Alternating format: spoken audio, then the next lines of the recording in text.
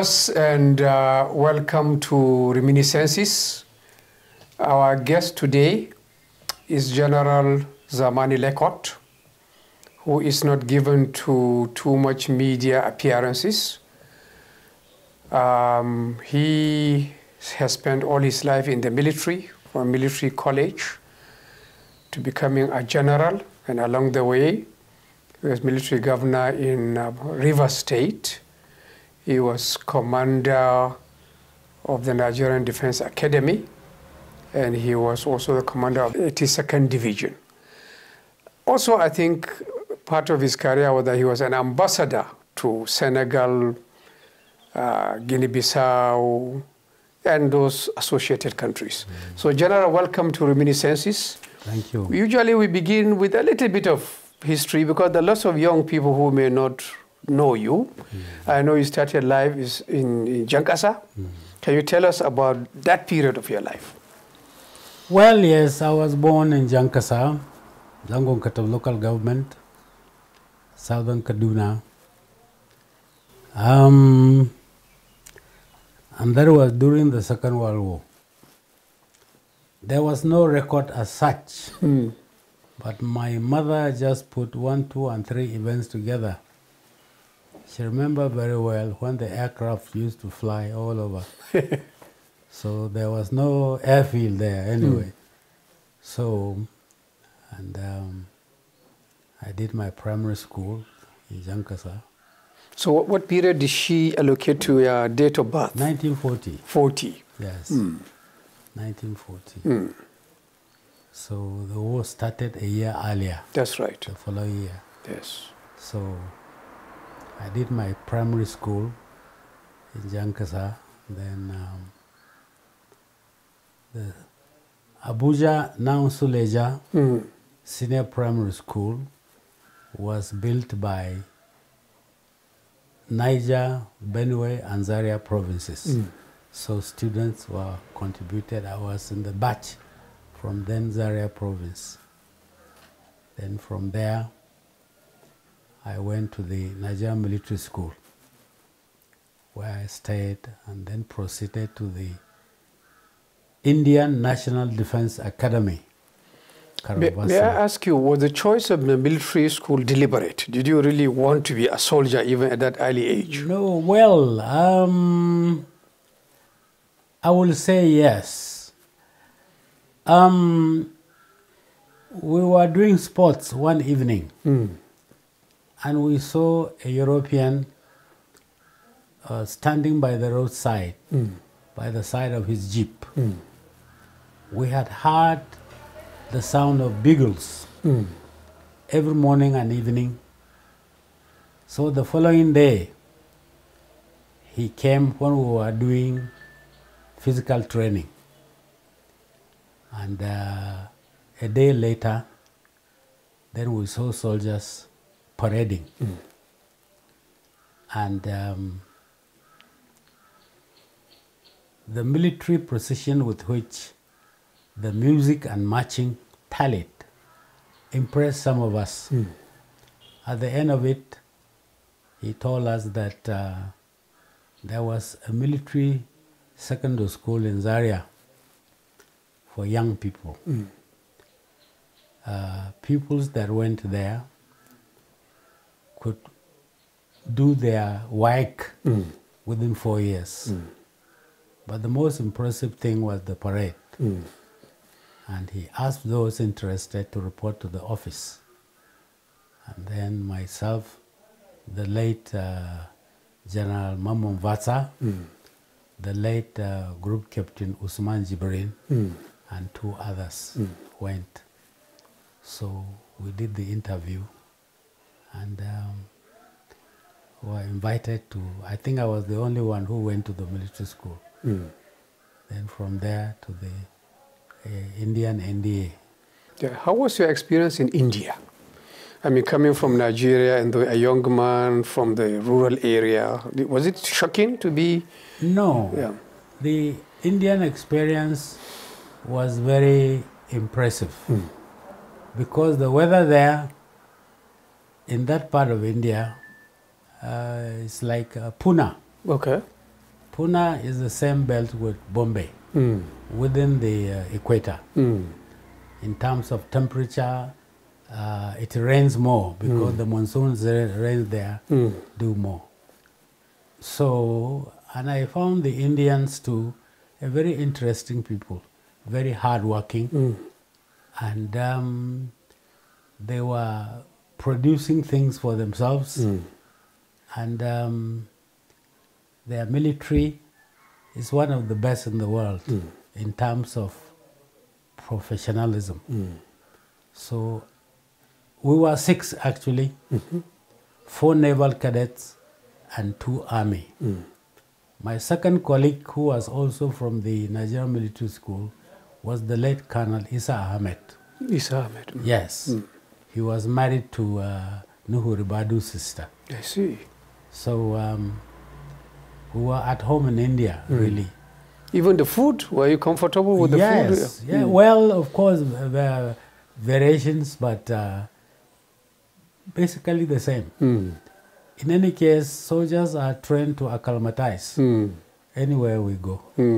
So we had no problem at all. When you came back from India, I believe the Nigerian Civil War was just starting. No, it hadn't started. Yes. In fact, out of the 6 of us, I was the one who returned home late. Okay. Because we spent 3 years in the Indian NDA, which happened to be the mother NDA for Nigeria. The naval cadets, after 3 years in Pune, went to the Naval Academy.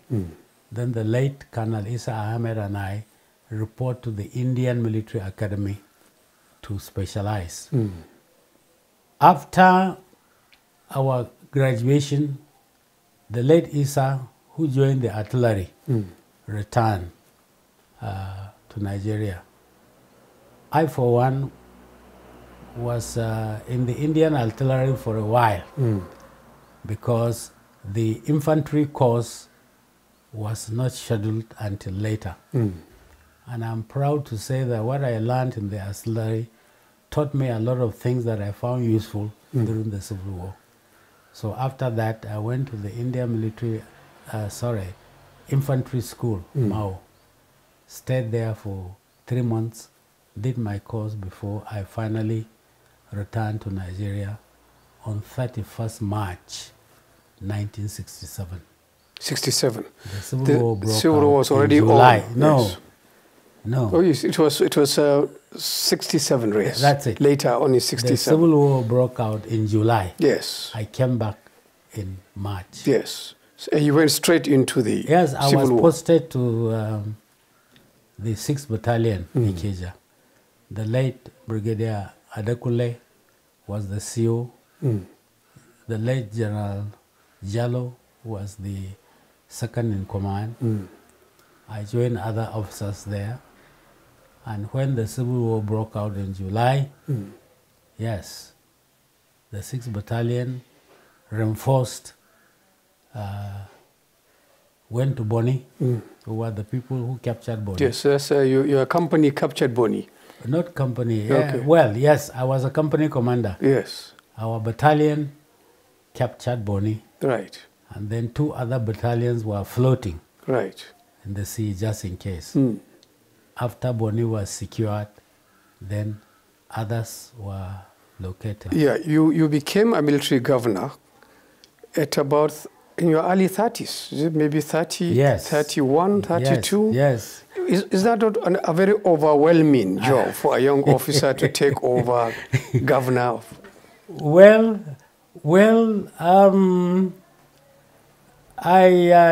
you know, things happen in the military profession in particular. Yes. So maybe there was a need. I had just returned from the Staff US. College. Then my name was one of those announced. I was on leave actually, waiting to be posted. So I answered the call and went to the River State. Were you surprised? Well, yes, I will say I was surprised, you know, because I didn't expect it. Well, having been in Bonny in '67, Yes. I have an idea what the terrain in the River State was. And when I got there, I was fortunate to have convinced some patriotic Nigerians to join my cabinet, like the late Professor Tam David West, whose articles in Daily Times in particular I had been reading. He was very critical of my predecessor in office. So what would you say was your legacy in River State as governor? Well, I will say I enjoyed myself. The reason is mainly the River State, then including Bayelsa, was a collection of minorities, different ethnic groups, you know, and they were lucky to have been visited by missionaries much, much earlier, being located near the sea. And yes, how they were doing their things and so forth, I learned a lot. But I think the most high point was the huge cooperation I got from them. And I tried my best to, you know, soldiers, administration, yes. So when it comes to administration, dealing with people, I think we have an edge there. Tell us about the rest of your career in the military. You retired very early. So I know before then you were commandant of NDA back, you know, to where you started. Yes. You are also GOC of the 82nd Division. Yes. Well, I had a very successful career in the military. But the problem came in '83 when the military coup was staged. I was the GOC in Enugu.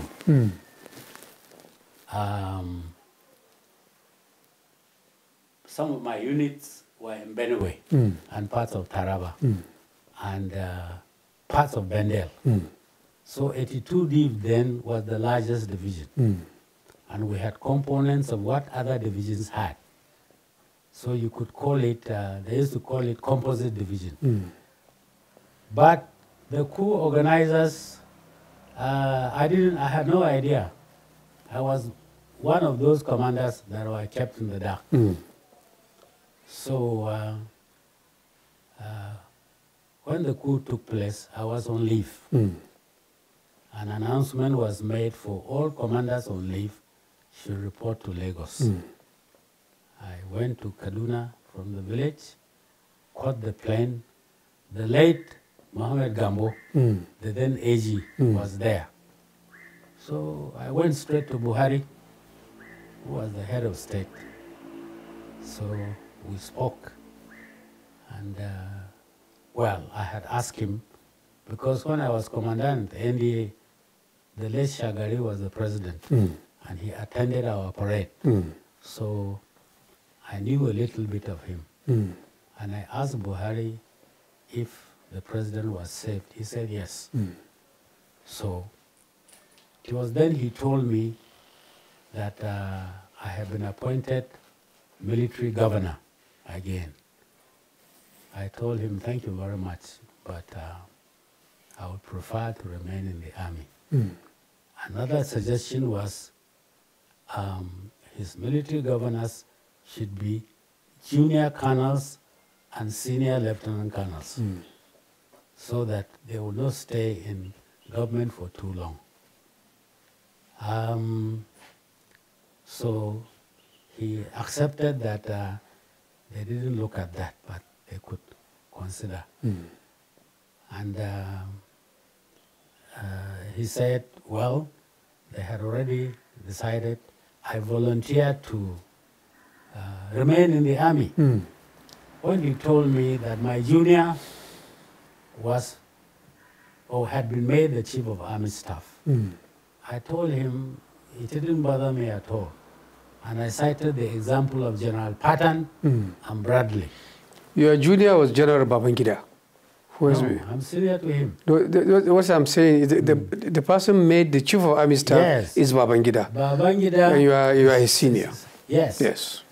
I was 6 months senior to him. Yes. In fact, when we were in the NDA, Yes.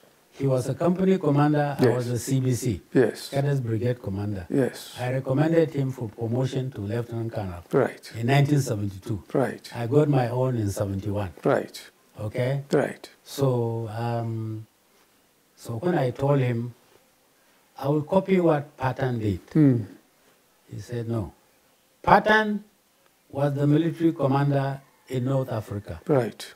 So when he slapped a soldier for running from the front and hiding in the hospital, he was removed. Then General Bartley, his junior, was made the commander.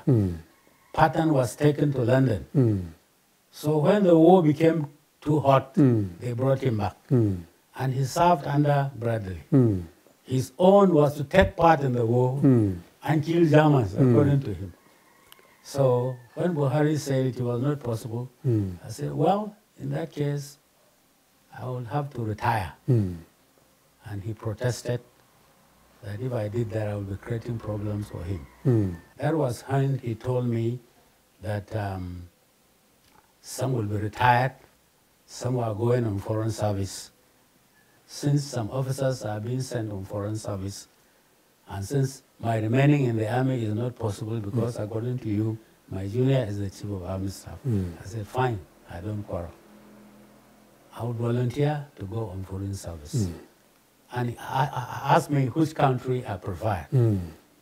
Then he told me General Hanania was going to London. Naval Commodore Okujagu was going to India. At that time, I said, okay. When I was in the Indian NDA Academy, I learned French. So if you can send me to Paris, I think when he got it to the Caucasus, some people didn't like the idea of my rejecting what was offered me instead of going as a military governor again. So really, that was how. But I think instead of Paris, it was changed to Dakar. Senegal. Yes, with with concurrent accreditation to Mauritania, Cape Verde, and the Gambia. So I went there for 3 years. Yes. Learned a lot of things and returned home. I know you will say soldiers are trained for everything, but was it strange to leave Nigeria and become a diploma? You are a general commanding your division. Suddenly, you are posted abroad as a diplomat. Well, I didn't have the training for it. But military training is such that it makes one versatile. One lies low and studies the status quo and then decide how to cope. So I had, my deputy was a very experienced diplomat who later became ambassador. See, Kayode Shinkai from Kogi State. So I learned a lot from him. Interacting with other diplomats, I also learned how to look at issues differently, you know. So at that time, my wife was doing her degree course in Cardiff. So I had a lot of time and therefore decided to register with the University of Dakar in order to polish my French. Yes. Because when I went there initially, the French I learned as a cadet wasn't enough. Yeah. Each time memos came, they had to be translated, which wasted a lot of time. So throughout my 3 years stay there, I was able to pick up the language and could read the things and follow, not 100%, but better than before. But how good is your French? Well, yes, it's okay. I can find my way. Okay. I can find my way in Paris or Quebec or anywhere. Yeah. And did you travel widely in the region because you are concurrent with other countries? Oh, of course, of course. Cape Verde, Mauritania, and the Gambia. I visited these countries regularly. In Mauritania and the Gambia, we had officers. It was in Cape Verde that we didn't have anything. So I had no problem at all, you know. And then the relationship with Nigeria was very, very cordial. Yeah. So was being ambassador the last part of your engagement in Nigerian service? Yes. From yes. there you retired fully? 84 to 87. Yes. When I finished, I returned home and returned to the village. Yes. You know, and yes. That return to the village or return to Kaduna? Okay. Because this is not quite a village. Kaduna, that is true. Yes. I only visited the village once in a while. Okay. Yes. There is this persistent impression that you are early leaving the military, this end of your career rather suddenly is because of your relation with General Babangida. Somehow there is bad blood between the two of you. No, I had no problem with Babangida. As I told you, he was my staff in the NDA. I promoted him for promotion to Lieutenant Colonel in 1972, and rightly so. I gave him a good report. Yeah. He's a good officer. He was a good company commander. You know, we trained the cadets together. There was no problem. Yeah. But you did mention the caucus that was not happy when you didn't accept to go to the military. That was from Buhari. Because when he took what I proposed, some people didn't agree. You know? So, no, I had no quarrel with that. I had no quarrel with that. The station was changed from Paris to Dakar. Yeah. Fine. The type of training I received, you know, in national service, whatever job you give me, I will do my best. Yeah. And I had no problem with that at all. But surely you must have felt at 43 or thereabout, in your 40s, your career is suddenly terminated. And Agreed. There is no doubt. I loved my profession. I learned it from two academies, from the military school. All right? I love the military profession because it's a very serious profession. You know? For it to be terminated like that, I accepted it.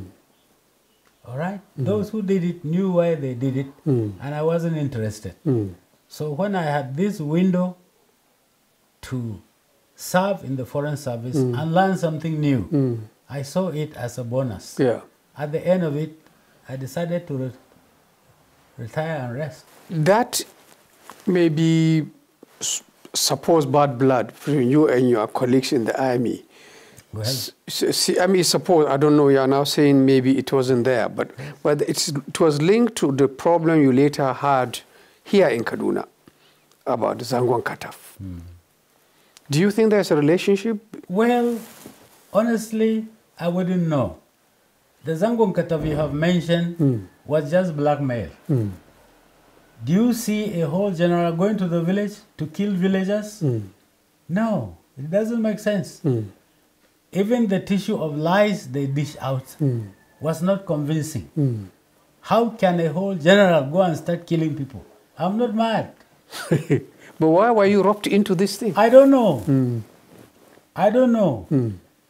Look, the military tradition demands that when a soldier commits an offense and he has to be put in the guardroom, he must first be told his offense. You must tell him what he has done wrong, Right. so that he can prepare his defense within 24 hours. Nobody asked me anything. Babangida was president. Instead of sending for me or sending somebody, he didn't do it. He's the only one who can answer this question. Offending him, I have never offended him. There was nothing between us. During the Oputa panel, even the Hausa people in Zangon Kataf town, my lawyer asked them whether they had an issue with me. They say no.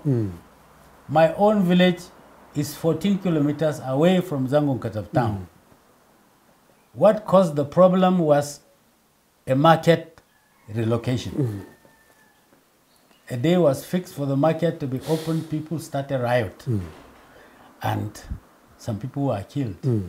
You see? So I was just framed up by some... But as an elder, a most prominent son of the area, yes. Were you able to intervene to help sort out the problem? Well, after our detention, yes. So you are detained because of the riot without knowing what it was all about? Exactly. I was just framed up. You see? And how did it happen? The late Colonel Madaki also comes from Zangun. Yohana Madaki. But he is Baju, I'm a chap. We had been in the military school together. We knew ourselves. Yes. When I was posted to Maiduguri as Commander 33 Brigade in 1973, January, he was already there. He was my brigade major. We worked together. We did things together. All right? So, really, to sit down and, we used to sit down and talk. What can we do to help our people? Making advice, you know, and all that. Yeah. So really,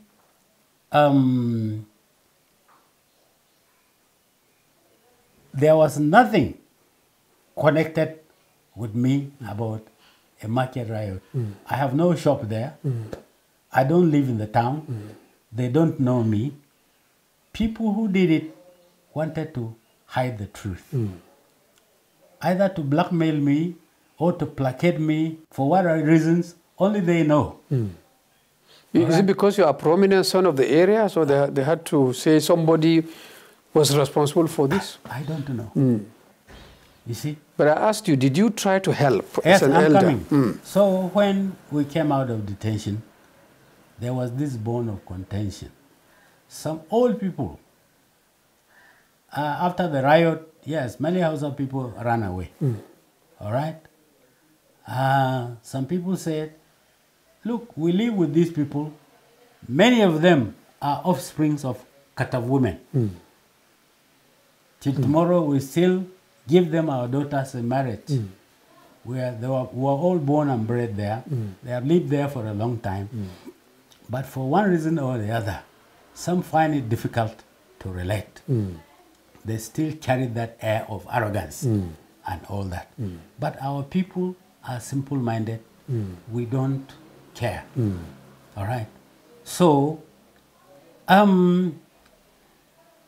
to have attributed what happened to me was unfortunate. Now, when we came out of detention, yes, this bone of contention was some old people thought disappointed because after the riot, 61 of us were arrested, including our district head, all the village heads, some retired reverends, some old, one of them was 89 years old, and he was accused of killing people. You see? So they were furious. So when it came to taking a decision to allow them to return to their homes, some people didn't want it. This was where I joined others in appealing to them. All right? In the Holy Scriptures, I think Ecclesiastes, it is mentioned there is time for everything. Time for birth, time for death, time to fight, time to this. We said, what has happened has happened. It wasn't possible for everybody in Zangun Katab town to have taken part in the plot. So let those, leave those willing to come back. And they finally came back. Their farms were returned to them. Our then district head, who had then become a chief, received them. So there are some shameless people. They take pleasure in using the name Lekwot. Okay? If Lekwot were a bad guy, I wouldn't get to where I got to. That would have manifested itself. You see? But there was a court case in which convicted you and a few others of this same problem. That was a charade. It's a judge, Pius Okadibo. That was a charade. Do you know why? No. There were 2 trials. The first one, they frame up lies. I was never in Zangu town. Then, then Ayo Ade, the federal director of public prosecutions, he came look at the issue. Evidences were given, there was no case. So he took time off to go to the Sudan to do some work. So Justice Okadibo discharged us, but he didn't acquit us. As we stepped down the witness boxes, he directed the police to arrest us again. We were taken to Kaduna prison. New charges were framed against us. When the case started, our lawyer was the late Chief G.O.K. Ajayi, SAN. So when Babangida government saw that there was no case in the case, Decree number 55 of 1963,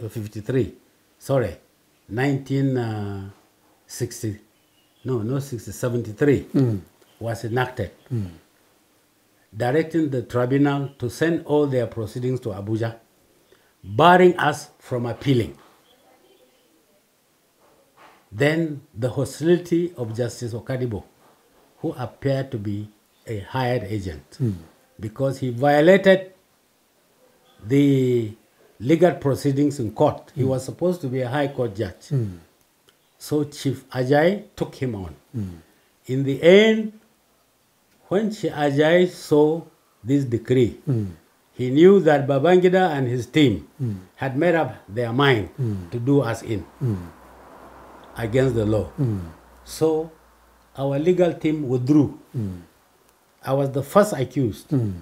I begged Okadibo to grant us 2 days to hire another team.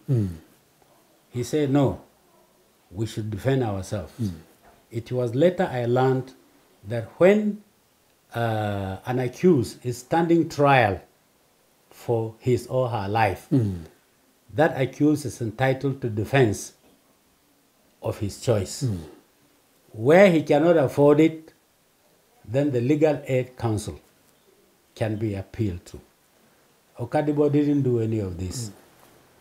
2 days later, no, the following day, the Tribune newspaper carried out a headline, Zangun Katab trials, judgment without defense. So we were condemned without fair hearing. Why will Babangida do this, Babangida and his team, as you said? I don't know. Because you are good to him, as you said. Look, Babangida is an awkward character. He killed Vatsa. Vatsa was accused of planning a coup. Do you arrest a person you suspect of planning to steal or to commit a crime? You have to wait until he is caught in the act. General Vatsa was murdered. Then why did he annul June 12th? He is now lying that he was forced. Forced by who? Who was the president? Is he saying junior officers forced him to annul the election? He called Abiola his friend. You see? So why he did it, I hope he will summon the courage to tell the world the truth. If he has something against me, he should have said it. I will easily apologize. That is me. I like to live in peace with people. But somebody who recommended him for promotion, somebody who had never quarreled with him, he went and did this in violation of the officer's code of conduct. You don't accuse an officer without confronting him with the facts. So how was this period of your life? You are there condemned to death. Did you really think this was over for you? Was it traumatic? No. My conscience was clear. I didn't do any of such things. Why should I kill villagers? What for? I didn't know them. They have not offended me. See? So it was a very, very shameful act. I was forced to ask the tribunal, what sort of a country are we in? They went and said things I knew nothing about. How can a responsible man go to the village and start killing people? And when you check, after the market riot, the crisis was caused by some fanatics in Zangon town. After the market riot in 60, yes, 60, yes.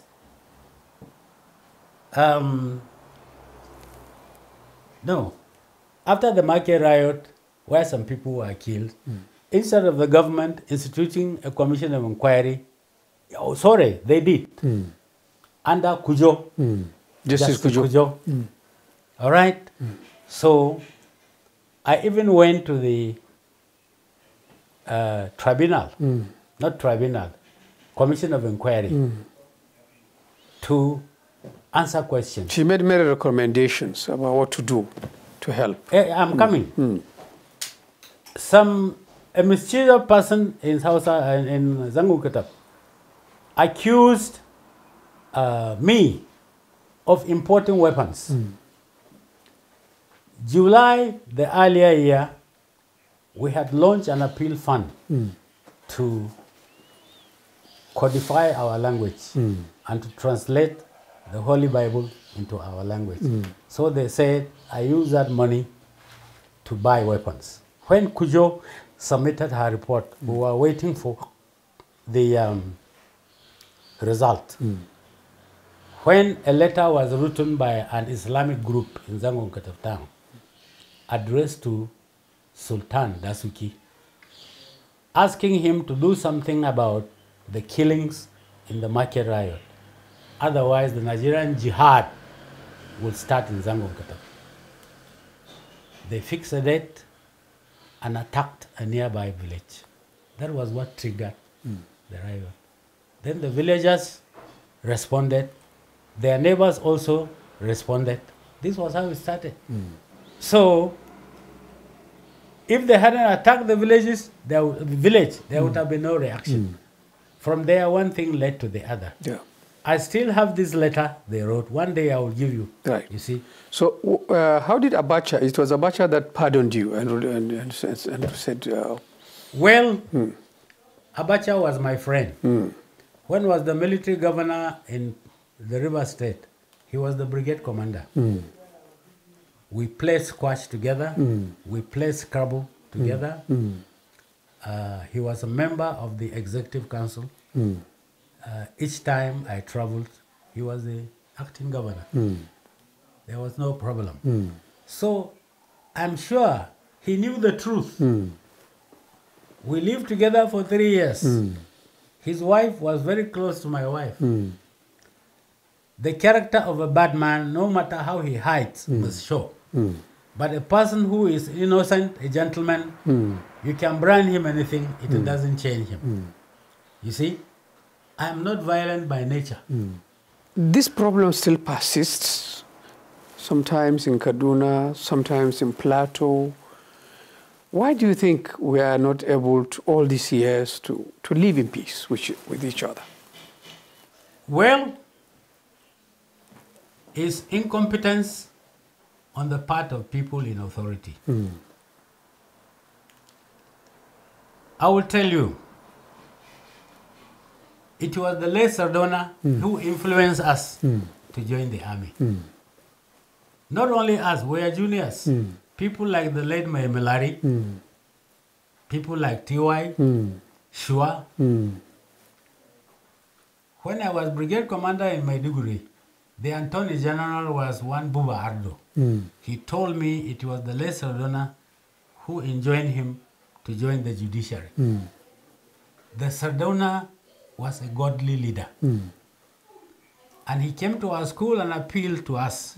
My children, in no distant future, the Europeans will return to their country. Join the military. It's a very, very important profession. We had that. But when the military came parading, that nailed it. The Sardauna did not consider tribe or religion. He saw us as his children. That explains the secret of success of the progress in the North. But when he was killed, people who work with him, what happened? So we have selfish people up here who shout north with mouth, but what they have in mind and do is different. All right? Yeah. So, I think that if you take your mind back to how Boko Haram started, it was during Yaradua's time, they attacked a police station in Yobe. Nothing happened. They invaded the prison yard in Bauchi, released their members. Nothing happened. It was after they started something in Maiduguri that the military pounced on them, arrested their leader, and handed him over to the police. Then he was killed. So people who ought to do what they ought to do and don't do it, this is the problem. Yeah. But here in Kaduna, Yes. the outgoing governor, El-Rufai, started a peace building process. I don't know whether you know about it or you have actually taken part in it, or it has impressed you what he has done. El-Rufai was pretending. He is a bad leader. In a video clip, he confessed that he came to Kaduna to Islamize the state. All along, we have lived in peace. All right? If the governor is a Muslim, the vice will be vice Muslim. And we had a number. So when he came, he started with it and discarded it.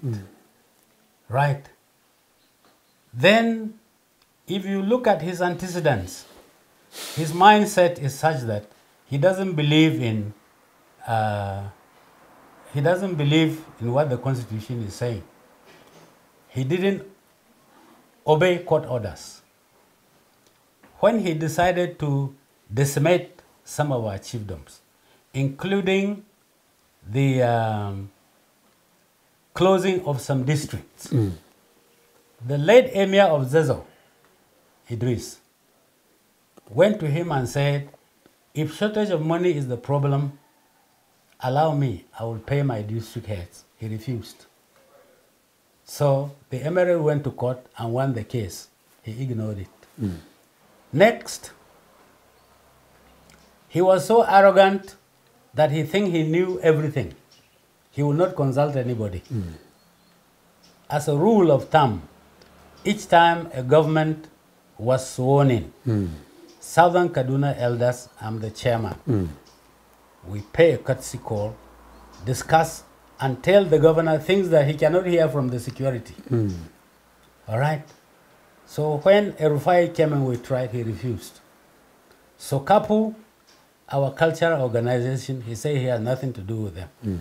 Then he embarked on this politics of exclusion. People from Southern Kaduna, he will have nothing to do with them. You see? So you didn't see him throughout his tenure as 8 years as governor? No, he refused. He ignored us. We too decided to ignore him. Who is he? Even you personally, you didn't see him no, as an elder? to see him how? Oh, I ran across him in the golf course once. We just greeted like this. See? Now, he doesn't respect the diversity of the country. Now, when he was talking about Islam, there is no problem about religion in Southern Kaduna. Even in my family, we have Muslims. Many houses have Muslim, Christians, and traditional religion. We do the Salah together, Christmas together, there is no problem. So these issues about religion come from outside. So what is the problem? Still, because there is still conflict, there is still fighting. Only El-Rufai can answer that. Because before him were other governors. Namadi Sambo was here before he became vice president. McCarthy was there. Ramalan Yero was there. None of them manifested the type of problem Erufai manifested. All right? So he will tell lies, invent stories. For your information, the present governor, 3 weeks ago, invited 10 elders from Northern Zaria and 10 elders from Southern Zaria. The meeting was a huge success. The speech he made was very impressive. You are living here in Kaduna, in the Kaduna GRA. Are you at peace with your neighbors here and community? You don't feel alienated? Oh, yes. Oh, yes. We greet. Oh, I told you, I'm not a violent man. All right? Yeah. All the hocus pocus you hear, yes, it's just hate speech. They are very lucky. Do you know why? If I had politics in mind, I would get into the arena. It's grammar. They will abuse me, I will abuse them. But no, politics is not my cup of tea because it doesn't appeal to me.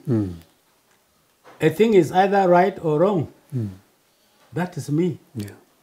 All right? So, people who say all this, do you hear me responding? No. I ignore them. I don't want to dignify the hocus pocus with a reply. Yeah. There is no need. There are better things to think about. How do you spend your time now in retirement beside the community engagements you do? Well, okay. How do you mention golf? Yes, I play golf, yes. You still do? Before, yes. Even day before yesterday. Oh, good. I played 6 holes. Oh, good. Now, squash used to be my favorite game, but my knees have retired me. Yeah. I used to play badminton also. I used to be very I have been an active sportsman, but as age continued to advance, my system is slowing down. I am also a member of the Middle Belt Forum. In fact, I'm the chairman of the Elders Council. We meet and talk and offer advice, and part of the problem, the mission is to train the youths how to cooperate with others, how to see Nigeria as one corporate whole, to respect the feelings of others, to be patient with government, because government cannot solve all problems, And I think it's working. Yeah. Because our youths are not violent. Yes. They like to listen, as hard as the times are, But do you see the North, the old North you spoke about, where there is cooperation, Muslims and Christian leaders like that? Do you see it? Is this something that is realistic to expect now? There is no North. Some selfish people have destroyed it. Right now in the former North, I don't see any political voice talking. I mentioned the Sardona. The nearest one was Maitama Sule. Now we have selfish people who are fending for themselves. They only say North, but what they mean is different. What I'm aware of, that yes, there is far North and there is Middle Belt. All right? The Middle Belt is the lower part of the North. The Middle Belt is the upper part of the South. That is why the Middle Belt is the bridge. Okay? When the government came up with these zones, we now have Northwest, Northeast, and North Central, instead of talking about one North. At the time the Sardona was alive, that genius of a leader did a very commendable job. But the North is too huge to be run from one place. All right? So whether we like it or not, we have a complex federation. Some people, the context of the North is a constituency where they are in charge. They don't listen to others, they don't respect others. How can it be? But here some selfish people want everything to be run in one place so that they are in charge. No! The population is increasing. Lifestyle is becoming more complex. So let us rearrange it. And this takes us back to the question of restructuring. Some people are afraid of this restructuring. That fear is unfounded. Reason, at the moment, the federal government is carrying too much load. The 2014 National Conference did a very good job. They look at this restructuring. They even drafted a constitution. All that Buhari, my brother, needed to do was to take a look at it, choose what he could implement, and leave the rest for other governments. But he decided he had nothing to do with it. How can you, a head of a state, something was done, whether you are part of it or not, look at the merit of it first? He didn't want to see it at all. But the problems are there, he had no solution. Did you talk to Buhari while he was president? No. Did he engage you? No. Buhari, he didn't communicate with anybody. Even people who gave him advice, he didn't listen to anybody. He was a big disappointment to some of us. He was our colleague. Take the insecurity, for instance. One of the things he should have done was to assemble a few retired generals. Gentlemen, this is the problem. I want advice. He didn't do it. And the problem was there. What do you think of the current government? Should we still continue to be, you're advocating patience? Are you happy with the initial steps being taken? Well, when you talk of happiness, happiness is out of the way because the wahala is still there. Yes. Now, what the government needs to do is to listen to the people. A person who wears his shoes knows where it pinches most. All right? We had government sitting there doing their thing. What people are going through, they didn't want to know. Tinubu has started well in some sectors. For instance, yes, the appointment of the service chiefs was excellent because these were officers who, as cadets, showed the potential. All right? And then they have proved themselves in the Northeast. The Chief of Army Staff, for instance, was GOC here. Yeah, but what are you hearing from your people about the impact of the economic policy, the subsidy, the margin of the exchange rate and all that? The only problem about the subsidy removal was lack of an arrangement to cushion the effect. You see, given the way things went over the years, making a drastic change without pains is not possible. It's up to the government now to initiate action to alleviate the pain. Let me finally ask you about Niger, about this general. You appreciate whether these things are possible or not. Do you think the way ECOWAS is going, virtually calling off deploying forces, do you think they can succeed in overturning a military coup with another armed force? It will be very difficult, and it will come with consequences. What they have done is gunboat diplomacy. Gunboat diplomacy doesn't work every time. What is required, as some people have said, is diplomacy. Without a gunboat? No. That can be a last resort. In fact, the violence should not be brandished at all.